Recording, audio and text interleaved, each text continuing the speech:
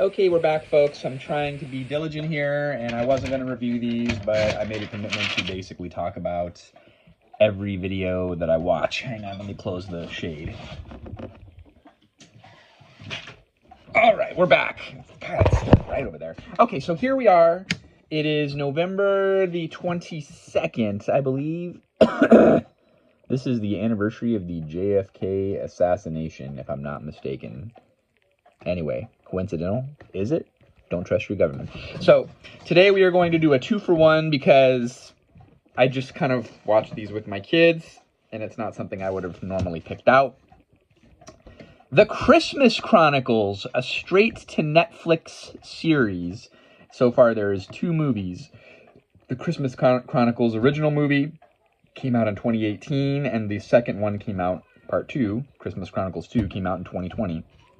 So the original idea for this movie, by the way, it's a 1492 Pictures, which is Chris Columbus's production company. You remember he did Home Alone, Mrs. Doubtfire, big in the 90s. He did a lot of collabs with John Hughes in the early 90s. And he did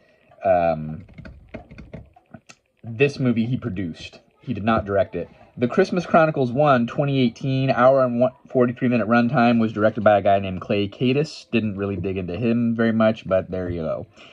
The big thing for me was that Chris Columbus produced it, and this guy, Matt Lieberman, wrote the screenplay based off of a 2013 script called 1224, which is a found footage movie. So, and even in this movie, they take bits and pieces of that. It's about a brother and sister that have a family Video 8 camcorder, much like this, that takes the standard Video 8 tape that millions have been making home movies with since the 80s.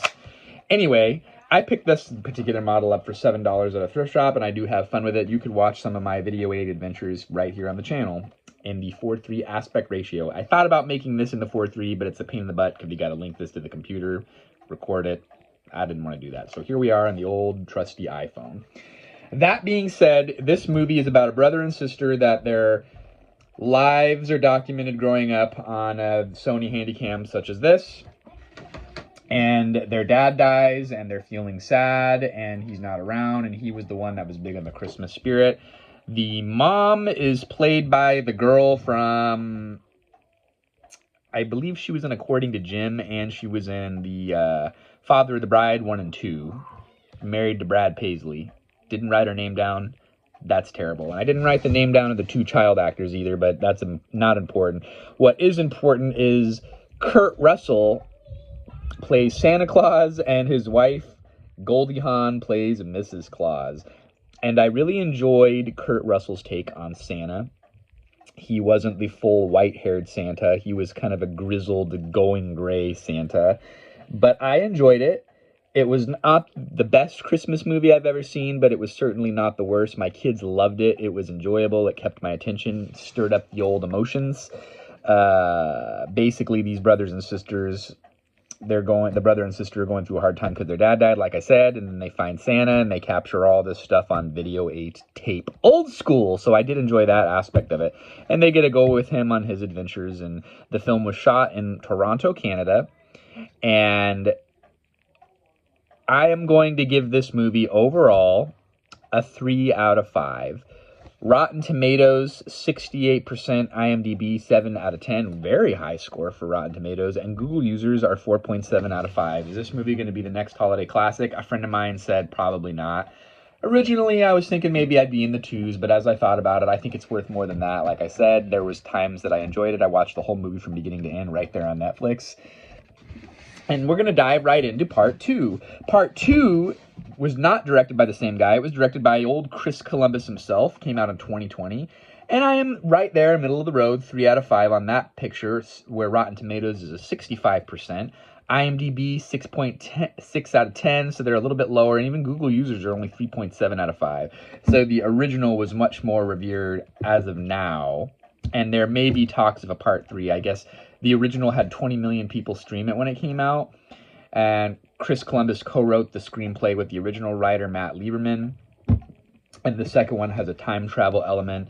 The thing that I do not like their mini elves. I think of the elves, when I think of elves, I think of elves from like the movie The Santa Claus with Tim Allen, where they're like humanesque. These elves are totally CGI.